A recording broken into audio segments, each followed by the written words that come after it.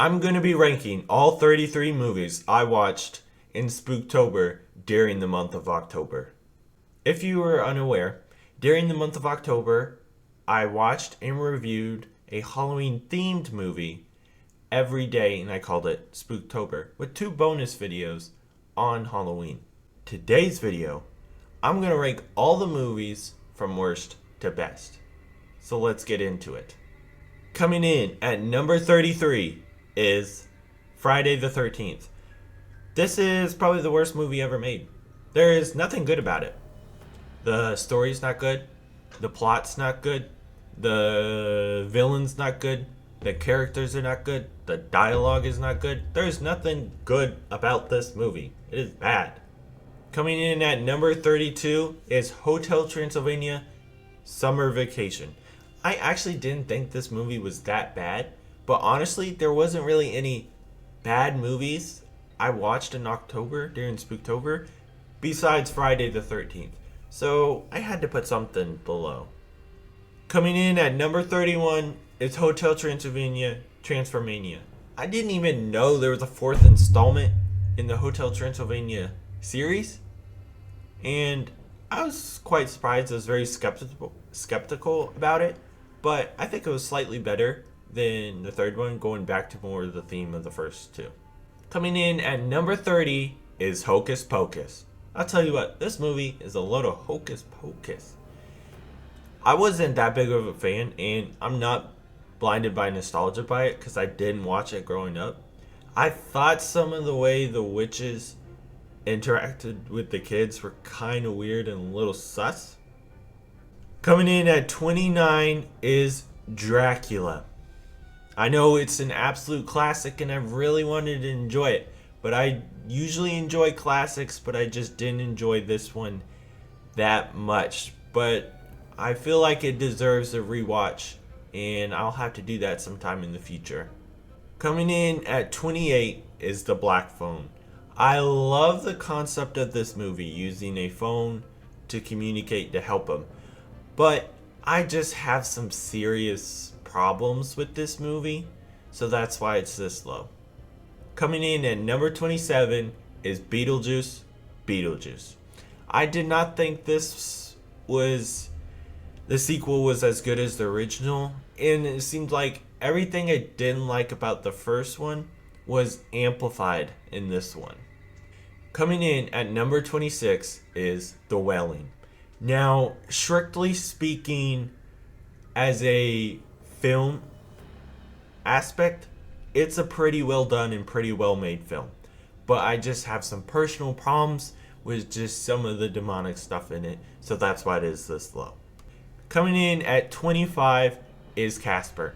Now, I thought this would be higher because I was really blinded by nostalgia with this one, but it was just not as good as I remembered. And this concept is kind of weird if you think about it. It's a kid's romance.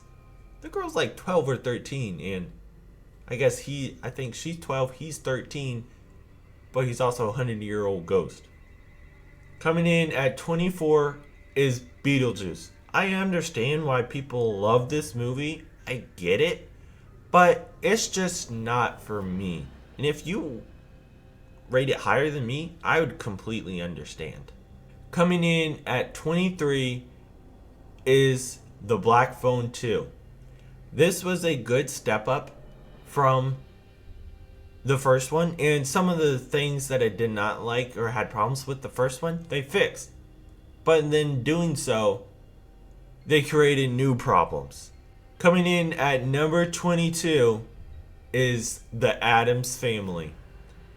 I love the characters in this movie because they feel like characters, but I feel like the story is a little lackluster. It's a little similar to Casper in the aspect where someone's trying to steal the family treasure. Coming in at 21 is Hotel Transylvania 2.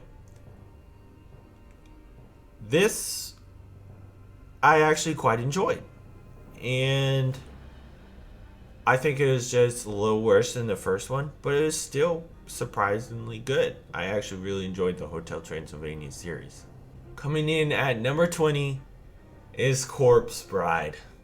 Trust me, I wanted to put this higher in like the top 10 or even top 5. And I remember it being really good, but it just wasn't as good as I remember. And I absolutely love the animation style and the vibe. But there's just not much else that I absolutely love about it. So that's why I gotta put it at 20. Coming in at 19 is Hotel Transylvania. They actually have very well written characters with great backstories. And it's a genuinely funny movie. And I actually really quite enjoy this. Now it's time for 18. Now the next movies is like a step up of movies that I actually, instead of being okay, pretty good, these are like good movies. And at 18, I have Halloween. And it's quite interesting because I used to not like Halloween the first time I watched it. I was like, this is not a good movie. But upon rewatch, it was actually a lot better than I remembered or originally thought. And it's a good movie. And it's the pinnacle of Halloween horror movies. Coming in at number 17 is Monster House. Now, this movie actually quite surprised me. I did not expect it to be as good as it was because I saw the memes on the internet and I've watched it before, but I was like, it actually has a really good story. The only thing is that hurts it is the animation. It's not as good to some of its peers. Coming in at number 16 is Jaws. I understand this is a classic and even considered one of the best movies of all time, and I can see why, but there's just some things about Jaws that I just don't like. I don't think the characters are that intriguing, and I love characters themselves, so that's why it's here. At number 15 is the Texas Chainsaw Massacre. This is probably the first slasher I watched that I actually enjoyed. Now, there are some things that I'm like, it's your classic stupid slasher movie where the characters are kind of stupid and don't make any sense. Coming in at number 14 is The Shining. It's a good movie. I do have some issues with it, but there are some things I really like. And overall, it's a good slasher. Coming in at number 13 is Scream. I quite loved the way they handled it, where other horror movies exist and they brought in those elements, but I just wish they used the telephone in the game more instead of just like one scene. Coming in at number 12 is Nightmare on Elm Street.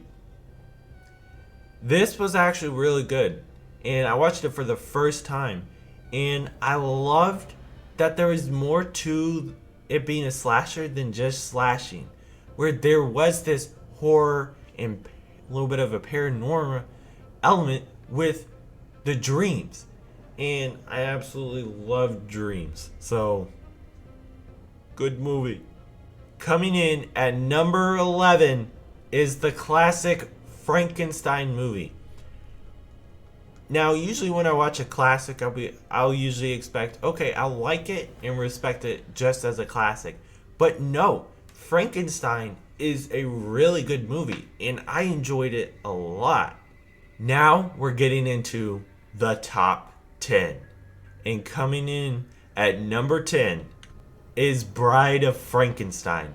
And I absolutely love this movie. I think it's even better than Frankenstein, like it takes a jump. And I could see myself putting it higher, but there's just so many good movies above it. Coming in at number 9 is Ghostbusters.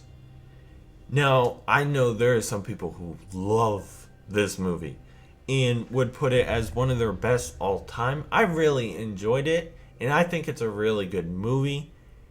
And I love the comedy and the dialogue in it. So I can't put it any higher. But it's still high. It's in my top 10. Coming in at number 8 is Marvel Zombies. I understand this isn't a movie, this is a show. This is the only show I have in here, and I loved how different it is from the other Marvel stuff.